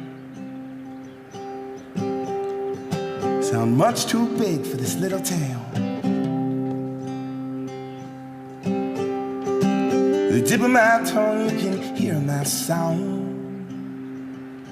The top of my lungs, you just watch me drown. Oh, if the bad lights stop. All right, thanks for coming back. Man, I'm glad I got Shawnee here. Last week, for those of you who watch me on Facebook or watch the show on Facebook, last week, I think we have to cut off our first break. I never took the shot off of the banner behind us. So we did like 20 minutes of a freeze frame of the banner. And when I finally realized that, I says, when Shawnee's sitting here, she usually catches that at least before I do. And she just flicked us over just now. So again, I appreciate it. They offer interns. I might take us up on an intern just to help run the camera a little bit. I don't know. It probably would help. Why not? Yeah, I don't know. We'll see. You know what? I think for the interns that do come in, and I do commend them for wanting to learn something, I think they really wanted to be engaged in broadcasting in some sort. Yeah. So also, why not? We can find native interns too to come through. What you just said. Let's do that. Let's do that. Hey, Shawnee made a great observation. Look, I appreciate the caller from last time calling in about questioning whether another perspective. Him being a young Republican, suggesting that they should at least get a conservative voice every once in a while. Well, I thought he was talking about our show. Yeah, I think he was talking about the station. But you do bring up a good question. Does he think that Republican or the right-leaning stations should offer some left-leaning voices as well? I wonder. He might. I wonder. He might, because if he lets through people who doesn't agree with, then he. I don't know. Yeah. Well, anyway, all right. So. The number to call in to be a part of this show, regardless of how you identify yourself, 212-209-2877. Do you remember? You weren't producing for me. I had somebody when we were up at City College call in and literally introduce himself as a white supremacist. What do you have to say? I heard that. He didn't really have much. Yeah. I heard Michael that. He repeat that the was same script. He did. He couldn't even defend the idea of being a white supremacist. Yeah, it was really pretty weak, actually. Yeah, I mean, he's a failing white supremacist. Yeah, he wasn't very good at it. He wasn't very supreme. No, I'm not. He wasn't very superior. He was a little mousy, but anyway. But that happens, right? And I'm not comparing that last caller to him at all. But I'm just saying we do get callers to have. Obviously, we do battle. You can tell because the hair on the back of Shawnee's neck stands up when somebody really gets after us. But anyway, look. Sometimes I'm too tired. I like being challenged by callers, so I don't mind that at all. All right, again, number is 212-209-2877. That's the number to call in. I do want to remind people that we are still in fund drive mode, so you can go to the pledge line, which is 516-620-3602. That's the number to call to make a donation to the station. On behalf of the show or not on behalf of the show, but obviously the more people who donate and mention the show earns us a few points with management anyway. But we do need your support at the station. We don't collect funds personally for doing our show here. We are volunteer producers. We provide this show. We look at this show as an opportunity for us to share a perspective, and that's what we get out of it. So, all right, what do we got? Anybody lined up there? Yeah, we do. All right, caller, you're up next. What's your name? Where are you calling from? Hello. Hello. Hi, John. Hi, Shawnee. Hi. How you doing? Hi, this is Austin, your Facebook friend over here. Oh, yeah. I haven't spoken to you in a while. Hey, how you doing? How you doing? Pretty good, man. Yeah, I would just like to say regarding the previous young man, there seems to be just a little bit of a lack of symmetry to his argument, at least in the abstract, because when anyone tries to call any of those right-wing or conservative stations who's not of their persuasion, they don't even get a chance to generally to get anything edgewise, and they get talked over or they get hung up on. Or when you have people call, as you stated, so succinctly and clearly a few moments ago, you engage. I don't know how long he's been listening. I think what he said, 3 weeks or something like that. Yeah, probably not too long. You have a history of engaging people. Some people that I wonder how did you not hang up on that person 3 months ago? That's actually one of the criticisms that I've received is that I let some people on the phone too long. But I'm sorry, John. I don't understand it. Irrespective of what his value system is, I don't understand how he can't see that. He tries to postulate, why don't you have people with a contrarian? Well, why don't the people on WABC have contrarian views? They generally don't, and when they do, they usually set them up to fail because they don't get a chance to fully put forth their ideas. So I'm just, I'll leave that there. One more comment. I'm sorry, go ahead. I was just going to say, he might not have met John and I's show specifically, which I was thinking, but he might have met the station at large, but. And clearly, this show and many of the shows here in WBAI, we are all in one way or another trying to offer a counter narrative to what is the more predominant views that are being voiced out there. And sure. So that's what we're all about. I mean, and I don't mind being challenged a little bit, but I'm not going to bring in guests that represent right wing or racism or any of that stuff. But even with that said, John, most of the other programs will at least entertain if people are reasonable when they call in with a counter narrative and listen to them. And I don't want to be redundant, but on the right, you don't have that kind of graciousness or courtesy of trying to listen to someone coming from the left who calls up your station. So there's a lack of symmetry to his logic, and he's like, he's coming down on BAI. Well, call out the people in your own backyard, and look. But I will say, at least he's got us turned on and he's listening. But again, I think if he's expecting to hear, people who he relates to on this station, he's probably not going to hear that, and that's just the way it is. No, for sure. But I rarely. I mean, maybe a couple of times with the others. I've been around BS for decades. So someone called in with even an outrageous right review, something that's not even well thought. People will at least listen, or maybe they'll laugh, but they usually will engage on some level, not mock the person necessarily. One more quick point, if I may. Go ahead. I think so much of the other gentleman called about the problems in Mexico, or whatever. Well, I think part of the problem is right serious in the face. I mean, decriminalize or legalize drugs, and a lot of that problem will go down because so much of that violence is situated around the illicit market around contraband. So, that's a big start. Well, there's also an irony, even as people talk about the drug cultures of Mexico, because the market is in the United States. I mean, so as much as the United States wants to condemn any other country for being the producers of of any of these controlled substances, the fact that you have a culture that is so connected and addicted to these substances is what keeps those people in business. I mean, you wouldn't have drug cartels if you didn't have drug users. Yeah, I'm Latino myself, and not from Mexico or from the Caribbean, and I can tell you a lot of Latin Americans don't even smoke pot. And right. I'm not saying that's good or bad or in between. I'm just saying this notion that there's this big drug consumption culture. A lot of people are living in kind of complex subsistence situation. They're not about getting high or being able to get high or wanting to get high. So I'm not judging that one way or another. But let's not assume that there's this big drug consumption culture in any way, shape, or form that exists. Well, and I also don't even judge people who find themselves in situations where when I look at people who are destitute and people who are struggling and who may sometimes either turn to a substance abuse scenario. I don't know. I mean, look, if society is treating people badly enough that's their only escape from pressure, then it's hard for me to. I mean, it's not like everybody has the same.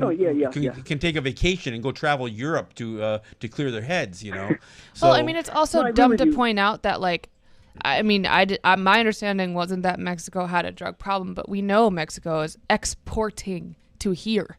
Yeah. And we know that the consumers, I mean, at least even from listening to rap, the rappers are glorifying them for exporting and for coming here and for getting the major plugs to be from there. So we know that there is a huge drug problem here as well.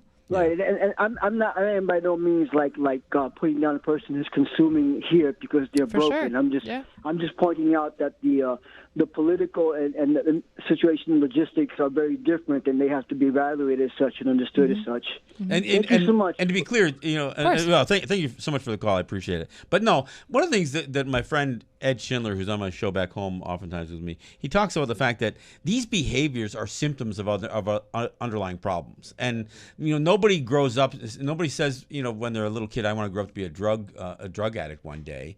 So there are problems. There are mental health problems. There are societal problems. There are economic problems. There's any number of things that put people in situations that where this is where they turn to for relief. I'm not saying it's a great choice, but the fact that these are symptoms of a bigger problem, and nobody wants to address the problems. They don't want to address the inequities that exist in the United States. Instead you get a bunch of right-wingers who want to say, oh, yeah, everybody wants to take from the rich and everybody wants a handout or a free ride. No, it isn't about that. It's also, you don't know anything about, addiction. If you study addiction and the difference even between the quote-unquote two genders is very distinct and very different. And there's reasons that different quote-unquote genders find their way into drug use. So you can't argue what has been proven and studied in science. And I mean, unless you just deny science, which I guess is some folks' main thing, but there's reasons for it. Yeah.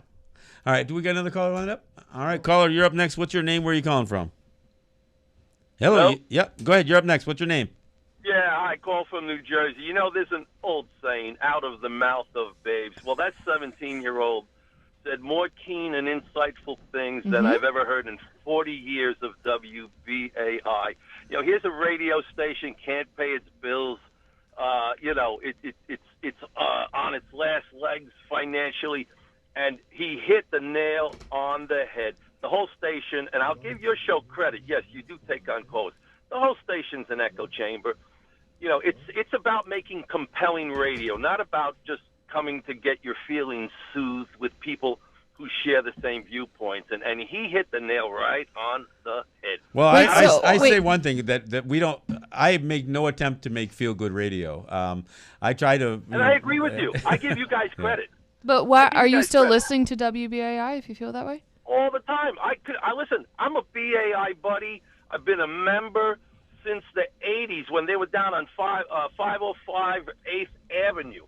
I used to work at the police station right around the corner from there. I've always listened to BAI, but that young man, 17 years old, boy, does he have a head on his shoulders, because he really just...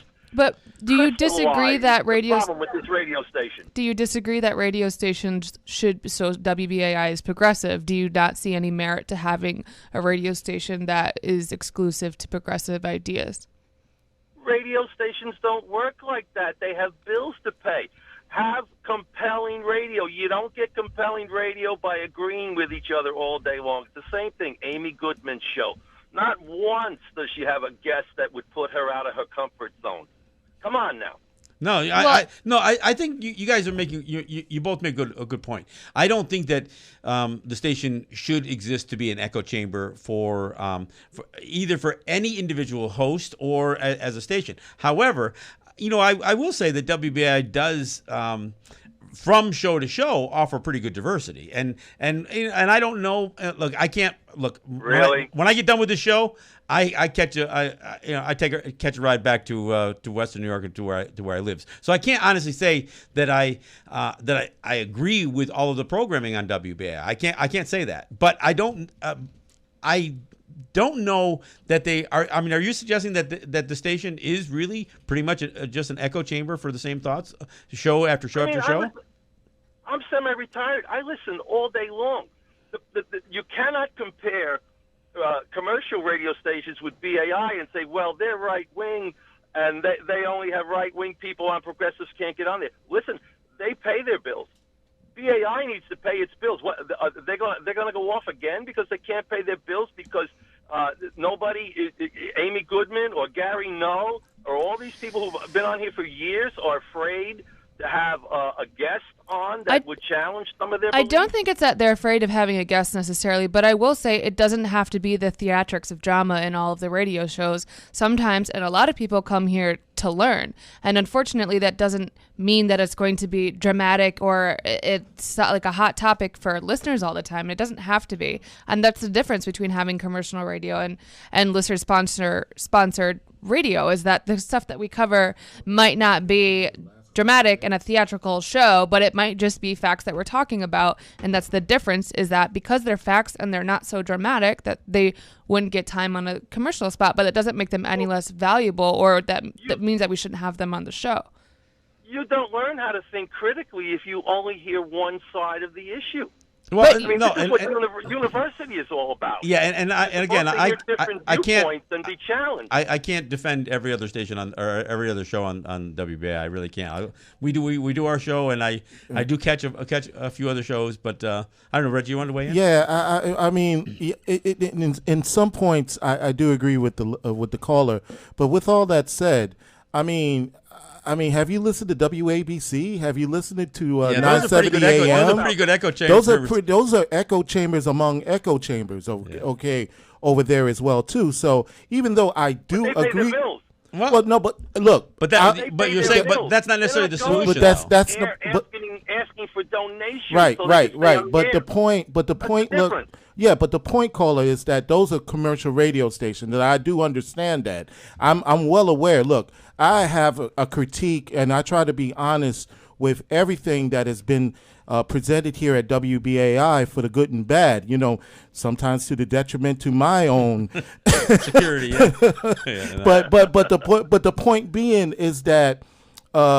Yes, I do agree with you. I think everyone agrees in that aspect of it. But the thing is that what the 17-year-old did say, and which I have been saying for years, is that social media, we need to integrate into social media. Absolutely. Yes. Yeah. But the thing is that the echo chamber of WABC and NYC, other places like that, it's really no difference if you look at it in a broader scale than what WBAI is doing. Now, I do agree that there needs to be more of not necessarily antagonizing for theatrics, but really having real talk, compelling radio, as you said. And I agree with that. Yeah, that's what I'm talking about. Yeah, no, I agree. All right, hey, look, I want to try to get one more caller in before we go here, because we got to get out of here. Well, I do appreciate the call, and we will talk a little bit more about that. I was just going to say real quick too, something that, I mean, we're all going crazy because a 17-year-old called here, and that's great and that's wonderful, but he still male, and there's still the predominancy of the callers, at least during our show, are old men. Yeah. And I can bet that a lot of them are white also. I mean, we definitely have callers from all ages. But the thing is, how do we get young trans voices? How do we get young women's voices here? Because trans and women voices are the voices of all of these movements that are happening. So I don't care if they add to the echo chamber or not, because they're the ones that are leading and they have the firsthand experience. Their voices need to be heard. And where he's right is that social media needs to improve in other ways other than like happening to have a car, which most New Yorkers don't, to go and have that experience to accidentally come across the radio show. Yeah, having a white Republican on the show was, you know, the fact that you're 17 was interesting, but the rest of it wasn't that interesting to me. But all right, one more caller before we got to get out of here. Caller, you're up next and you're up last. What's your name? Where are you calling from? Hi, I'm Mickey. Hi, Mickey. Hello. Well, thanks for calling. What's I'm on your mind? from the Bronx. You're killing me. Why? Well, I love you guys, and this is not a feel-good state. You're killing me because I feel that you're over-explaining yourself, and that is like Oh, yeah. You're right. You're right. To two people who maybe don't even, I'm sorry, give a crap about the station. Yeah. Because I lost my job, right? So I listen a lot. And Gary Null has those perspectives he wants. And I've heard this caller before. These are provocateurs. Ask him. He says he's a listener. Does he even, is he a buddy? He said he was. He said he was a buddy. I know you don't want to come from that standpoint, Yeah. but he just said he's a listener. I've really been a listener, and I've also contributed. And there's nothing like BAI. I mean, ask him that question. There is nothing out there like BAI, right. And we have so many different programs: nutrition, where we are, economics, housing notebook. Come on. So let's, I know you don't want to be opposing. Well, but when you hit a nerve, this is what I want to say, that when you hit a nerve like we do, we're not agreeing. We're actually giving out valuable information that you don't hear anywhere else. And by the way, when we speak to our suffering, we always get this. I'm sorry to say that we have to explain ourselves, and and it's way too. First of all, he pointed out this young man, which I don't believe that, and this is the caller saying it. Okay, so let's not get it twisted. I don't believe he's 17, and right away he pointed out, I'm Republican. Who's being limited now? Yeah. Because that's not what BAI does. BAI speaks to issues, and we have all kinds of viewpoints. If you talk about Democracy Now!, Amy Goodman, she invites guests, and they talk for themselves. Yeah. We give a perspective that you don't normally hear. That's why I love BAI. And, speak to the youth. And, by the way, I have a real teenager, and she listens to the radio. There are kids out there that listen to the radio, because if you reach one, teach one. Yeah. Well, and none of these people we feel good. I learned so much, whether I agree or not, because that means that you're thinking. Well, I hate to cut you short, but I've got to get out of here. We got another show that comes in the studio after us. But I appreciate what you're saying, and my point is, I want people to feel better about learning something. So I'm not trying to stroke anybody's egos necessarily. But also, it's not that we're not afraid to disagree too, because John and I disagree on plenty of things, and we're not shy. And I don't feel like he's gonna come after me for disagreeing or like on the show. And it's also like healthy to disagree, which absolutely. I think does happen on the show, and I can't say how long they listen, but definitely on our show we disagree. Not a lot, but we do. Yeah, no. I mean, we're two different people. We don't shy away from disagreement. That's for sure. All right, thank you for the call. Look, I want to thank all you guys for listening. Like I said, next week I will. I'm phoning one in. I'm going to record a show that's going to be a little bit more easy listening. Some native music. I'm almost thinking about doing something exclusively with Murray Porter. I know you guys hear a lot of his stuff, but I want you to hear some of the stuff I may not be familiar with. So, but that's what you can expect next week during this time slot. Then after that, we'll be back here. Hopefully, we're going to be in our new studio. So, hate to, but who knows? And I am doing an event downstairs at the Brooklyn Commons on December 19th. That's Thursday, December 19th, roughly 7:30. I can't tell you exactly what I'm doing, but I'm going to do something. So we will be there. Oh no, you're All right. right. So we'll see you then. This is John Kane with Johnny Rice. This is Let's Talk. Yahweh. I always have you here, have you near. That's where you're meant to be. And I hope that you